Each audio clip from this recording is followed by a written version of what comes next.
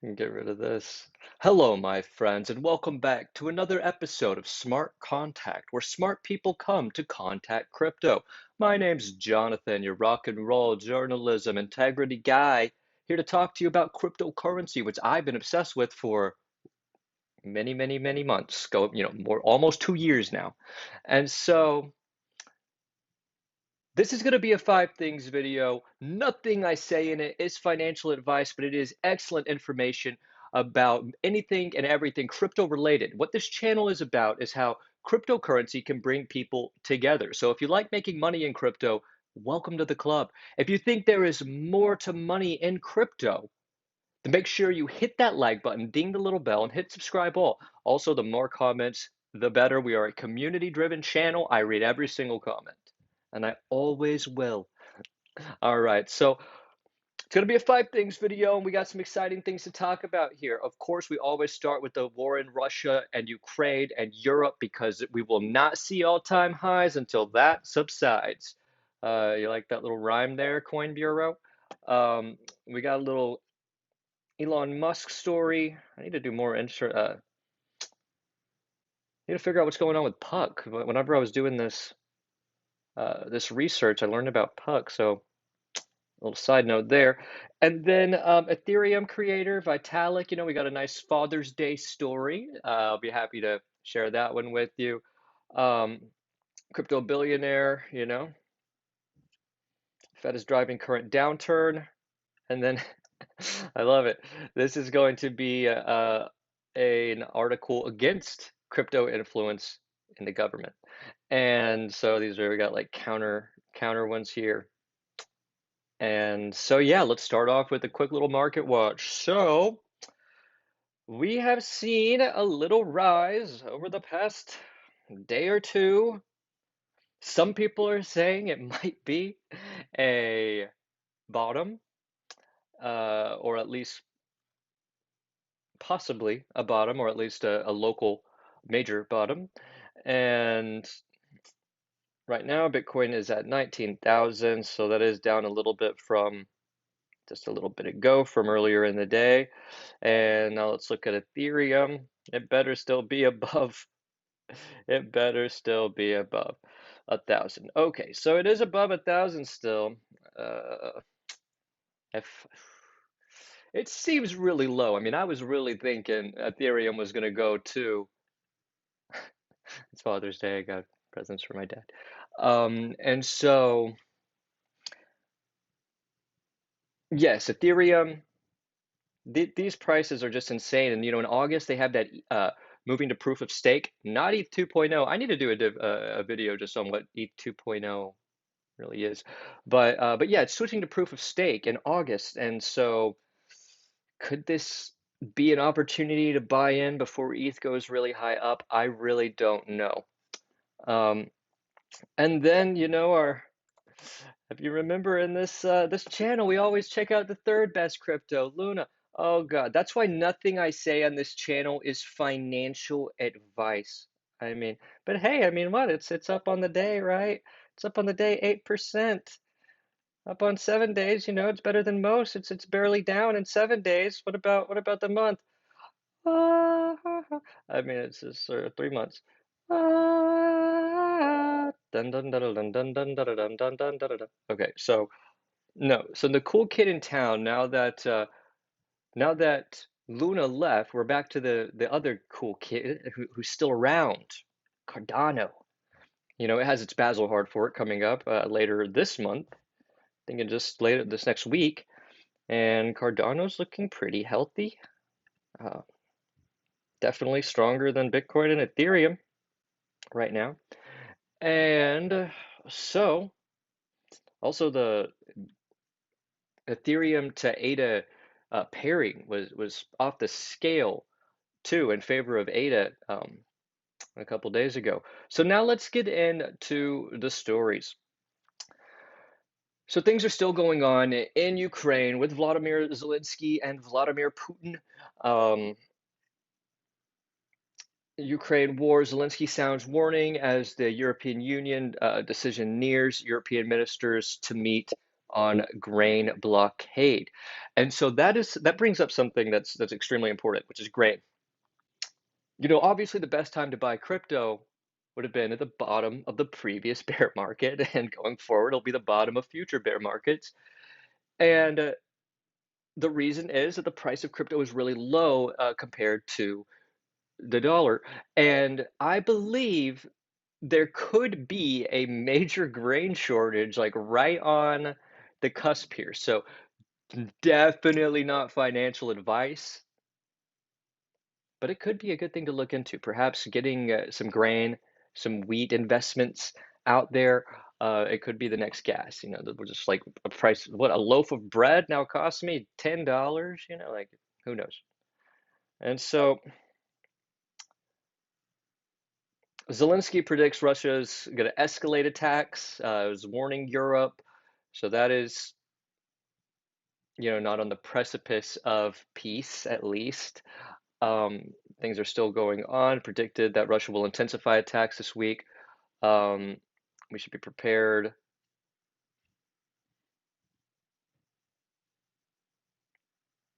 The major developments as of 8 a.m. in Kyiv, and this is from today. Ukraine's president said he expects Russia will intensify attacks.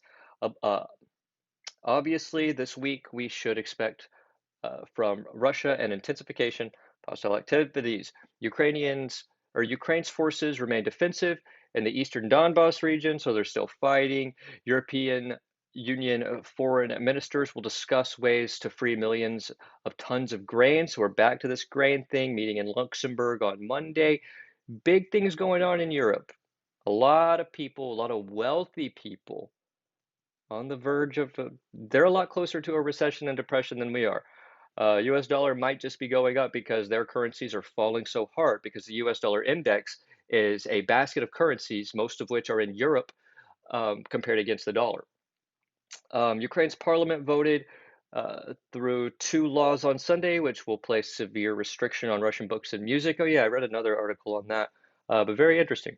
They are really banning a lot of Russian culture and bolstering Ukrainian culture. The New York Times identified over 2,000 munitions used by Russian forces in Ukraine, vast majority of which were unguided. So ammunition, it's a weapon. Austria's government announced that it will reopen a mothballed coal power station because of power shortages from reduced Russia. So hey, Austria's coming up with solutions. And Morocco's National Human Rights Body has urged Russian authorities to guarantee a fair trial for a young national appealing a death sentence imposed by pro-Russian court in Ukraine. And so, yeah, this is still going on, and we need to keep an eye on it. Peace is the best friend of the markets. Now, I understand war is necessary, economic war and all that is kind of necessary for a capitalist system. I think we can change that, and I think crypto can help to change that. I did a story last week about how people are putting their cultures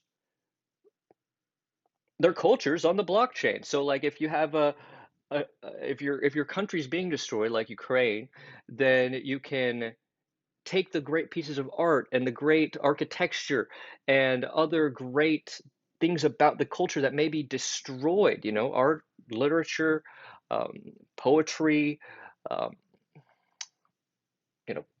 what's the word, statues, and that kind of thing. It's the blockchain can bring people together, and that is just one way, by putting our history and our culture on the blockchain, an immutable thing. And so, you want to destroy us, you can do that, but we will not be forgotten. And so that's something. Because if you don't forget the victim, then you're not going to forget who did it, and it's going to carry on longer. So let's all be good people. Let's all care about other people, and let's get this behind us. That's definitely going to help the markets, but it's not going to help the markets nearly as much. It's just going to help out, the people across the world, especially in Europe, especially in Ukraine. Okay, and I know Finland and Sweden are heavily pushing to become part of the EU as well. But that's enough about that for this video. Now let's move along. Um, Elon antagonizes in the bull case for crypto. So on Puck, which came out last year, this site, but so yeah, basically it's some more interesting information. I'm just going to touch on it, but just some interesting information on what's going on with Twitter and some other things. So on Thursday, Elon Musk convened Twitter would employees for a virtual town hall to discuss the pending takeover of the company, um, which he agreed to purchase for 44 billion. Since then, of course, he has uh, careened publicly through extreme optimism about Twitter's financial future, promising to triple the ad revenue, extraordinary contempt for its employees and culture, the buyer's remorse at having offered a sizable premium to take Twitter private amid the tech stock meltdown that has likely cut Twitter's fair market value in half, but for his offer. He has threatened to walk away from the deal, which he really can't do, at least not without many lawsuits, and of course, the famous $1 billion that either side would have to pay if they decided to break up the deal, over the existence of bots and other fake accounts. And so the mere existence of the all hands on decks meeting caused Twitter stock to rise a tiny bit. Optimists are thinking that he is going to take it over. The author isn't so sure because having a meeting is not demonstrating how you would actually run Twitter or come up with any solutions. So, still ongoing. My gut tells me Elon Musk himself is not going to buy it and be the personal owner of Twitter just because that's so much. I mean, that is definitely one person could dedicate their life to that, and Elon has a lot of stuff going on. And so I don't I don't really think he will, but I'm definitely I've been saying that for a long time and I've had a lot of wins throughout this because they're like, "Oh, he's definitely doing it. Oh, maybe not. Oh, maybe not." Um, but we will just have to see. I really want to see what his plan is. What are you going to do differently, Elon? All right, so let's move on to the next one here.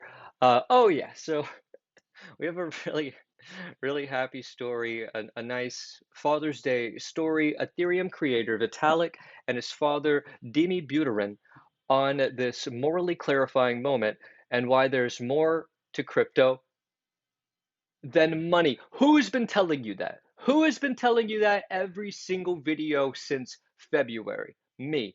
But now you hear it from the Buterins and now it means something, right?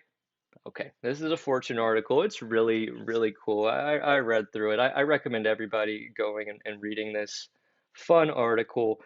Um, the creative Ethereum isn't worried about the current crypto crash. Yeah, because he's really rich. And they have an interview. This is his dad. This is Vitalik. Um, the dad came to Canada from Russia, and that's where he raised Vitalik. Um, there's a wide-ranging Q&A. I'll just pick out a couple little snips here. They asked the dad, Dima, you first introduced Vitalik to Bitcoin, right? What first attracted you, Dima? Well, I have a very curious mind in technology, computers and stuff. I was happy that Vitalik was also curious. I mean, he shares the trait of a lot of that trait of a lot of curiosity. What did you think when Vitalik began to work on building Ethereum? One particular thing I do recall is when we were in the house, Vitalik shared with me his white paper, and it was really well written. So, hey, that's good. Vitalik also said in December 2013, I came back to Toronto, and my dad was interested in what I was up to, and I showed him. He definitely found it was fascinating. As Ethereum gained more traction, were you surprised as people began to use it? Vitalik, no, no. At the beginning, I actually thought that this would just be a small project and that we would work on and get it done within 3 or 4 years. So yeah, Vitalik wasn't surprised. He's like, no, this is amazing technology. I invented it. It's the last thing I was. Is surprised people used it. It's amazing. Okay. How do you both feel about the current state of the market? Do you have any concerns? Vitalik, crypto has had its ups and downs before, and it will have its ups and downs again. I'm confident that Ethereum ecosystem will continue to become more mature and successful. And then Dima comes in, the dad, life is cyclical. Markets are cyclical. Crypto is very cyclical. I've been following crypto stuff for over a decade. It's been up and down, and it will be up and down again. So similar answers. People are worried about the contagion of systemic risks since the collapse of the Taro ecosystem. They go into that. To you, what are the upsides of crypto? What are the aspects you're most passionate about? I mean, this is really just an awesome article, awesome story. Are the get rich quick schemes among your least favorite parts of Ethereum? Vitalik's like, no, that's my absolute favorite part. No, I'm just kidding. Of course, he's against that kind of thing. Um, the biggest takeaway, Vitalik, I don't think there was a big takeaway. So he was just kind of like, fuck you. No, I'm just kidding. Would you ever donate to political organizations or parties? Oh, this will be interesting. Vitalik, I think the challenge in donating to political parties is that the politics is very complex and very chaotic. It's so easy to have an effect that's just totally different from the effects of the that you intended to have. So that leads, so again, highly recommend checking out this story. It's fascinating. There's so much more, and I honestly wish I could read the whole thing to you. I'm just not going to do that. Just sharing the story, sharing some information. And it does, and where that question perfectly leads into the next one. Crypto billionaire says the Fed is driving the current downturn. This is Sam Bankman-Fried, which very fitting name because I mean he's the bankman, but freed, he's freed from the banking system. He's the brave. He's in crypto, and so as you all know, cryptos are going through a crazy crash right now. As you may or may not know, Sam Bankman-Fried, it's that name, has said that he is going to spend $1 billion in Washington fighting for legislation. Now, as you know, I am your politics guy. I'm your Washington expert. And this is smart. This is the smartest thing I've seen anyone in crypto do. I mean, CZ coming out in the bear market saying he's going to hire people, also quite smart. Um, and he's probably also making some plays in I know that he put $500 million towards the 40 some odd $1 billion in the Twitter deal. So CZ's also playing politics. Um, And so this is very good for the crypto space. Now, of course, this is a enormous problem in our political system everywhere in the world, but especially in the United States, because we say that we are this beacon on a hill. We're not like the other countries where you can easily bribe, but no, we do, and they can do it. What we did in the United States was we made it legal. They're like, okay, well, people are gonna be bribed, so let's just make rules to bribing and hope that stems things off for a little future. But as of now, bribery is the way. Bribery is the way. That's why none of the things you vote for ever end up happening because your vote is just a mere suggestion. But money is what talks. And so I'm glad to see that for now they're playing the game. But um, people in crypto have acknowledged this as well as a necessary evil. And so hopefully with cryptocurrency and DAOs and democratization of our data, as well as other ways that we can express ourselves and it actually be heard by the government, hopefully that will continue on, and cryptocurrency will be a big part of that, part of the wealth transfer, part of everything else that's going along with crypto that can bring us together. Just like Vitalik said, more to crypto than money. Okay, and so this week the Fed announced that the largest interest rate increase since 1994. We had that 0.75 basis hike. I talked about that a lot in my last video. And he just like his voice literally makes markets scared. People with money are scared. Everybody's scared. People without money have been have been scared the whole time. They live scared. Um, and so FTX bought naming rights. to the arena in Miami and made a Super Bowl ad with Larry David. It was a good ad. Honestly, that was probably my favorite crypto ad. But yeah, Bankman-Fried suggested the fallout could shape crypto regulation, which is being hotly debated in Washington.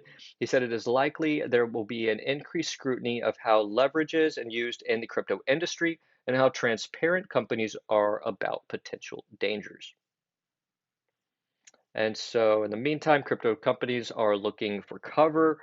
Um, FTX provided um, Liquid with 120 million in financing. Shortly thereafter, FTX announced plans to acquire Liquid for an undisclosed amount. So Liquid is a cryptocurrency.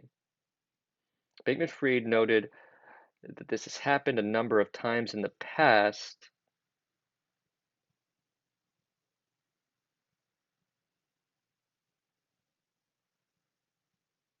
So let's see. Okay. When there has been crises in the confidence in the past, investors, large companies like FTX, were valued much higher, have helped contain the losses. And he does feel like there's a responsibility to consider stepping in, even if it's a loss to themselves, even if we're the ones, um, we weren't the ones who caused it or weren't involved. And I agree 100% with that. So basically, what he's saying is that these people in crypto, these super loud voices, the the Brian Armstrongs, a little hashtag, little slip up there for BitBoy, but no, Brian Armstrong, we got, and this guy as well, Bankman-Fried, they, because Coinbase, they have fired like a ton of their employees, like a lot of employees. Let's see.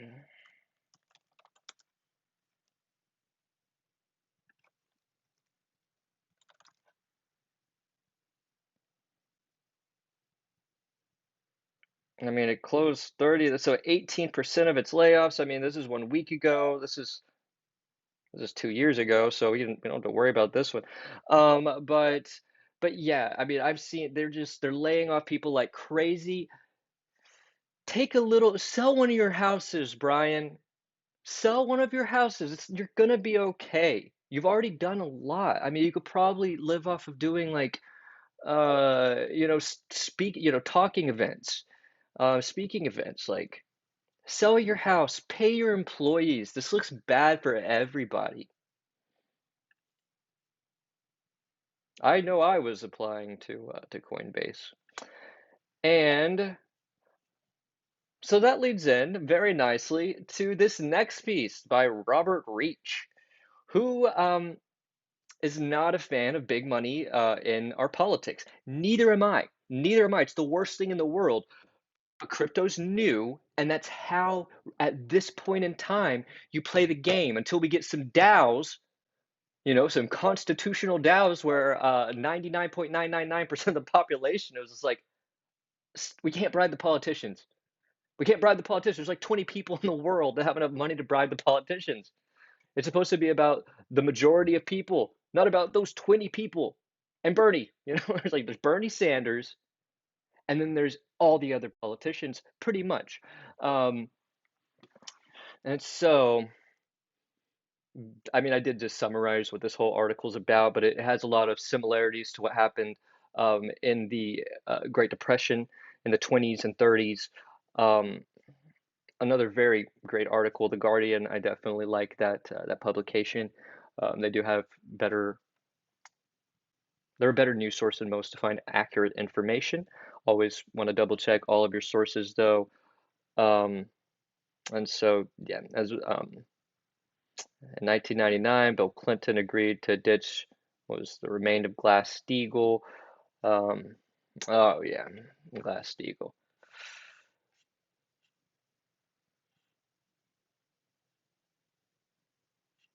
And so Glass-Steagall. So let's see. 89 years ago, for FDR signed into law the Banking Act of 1933, also known as Glass-Steagall. It separated commercial banking from investment banking, Main Street from Wall Street, to protect people who entrusted their savings to commercial banks from having their money gambled away. It does sound similar. Glass-Steagall's larger purpose was to put an end to giant Ponzi schemes that had taken over the American economy in the 1920s that led to the Great Crash. It does sound similar. Um, Americans were getting really rich speculating on stocks and these risky assets, and then they, of course, end up losing their value. Uh, and then, by the 80s, America forgot about what happened in the 20s, and the stocks market soared again. Lots of money gambled away. The speculators did in the 1920s. They pushed Congress to deregulate Wall Street, arguing the United States financial sector would otherwise lose its competitive edge. It's probably true. I mean, that's why we have these boom and bust cycles, et cetera, et cetera. Things are weird right now. So the current chair of the SEC, Gary Gensler, has described cryptocurrency investments as rife with fraud, scams, and abuse.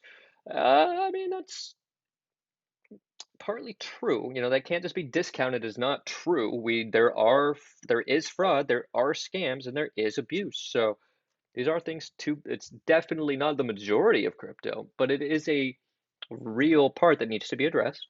Um, in the murky world of crypto DeFi, it's hard to know who provides money for loans, where the money flows, and how easy it is to trigger currency meltdowns. And so, yeah, with all this UST stuff and Celsius both closing down, I mean, and we've everybody in crypto knows we need regulation. We need some type of regulation. We need good regulation. Regulation needs to come in slowly over time. And I think Bankman-Fried and CZ and some of these other people that are playing ball with the politicians rather than somebody like Do Kwon, who, if you give him credit, if you give him the benefit of the doubt, he openly waged war on the most corrupt people in the world, and they took him down. And if that is true, and we give him the benefit of the doubt, then he's kind of stupid. You can't, like you can't win a major war as the little guy in the first battle. And so, yeah, let's get back to the Crypto Crash though by Robert Reich. And so, yeah, basically he just goes into how this is the exact same thing. We had a bunch of retail here, really excited, a lot of people making a lot of money, and then the economy starting to get too based around that because in a capitalistic society, people are going to do what makes money no matter how bad or good it is. That's what a vast, vast, vast majority of people are going to do. You see it in our politics. I mean, it took Bernie Sanders, 75 years of saying and doing the right thing and focusing solely on making the world better every single day and really making very little to no mistakes, as far as what you need to be a leader and a politician, and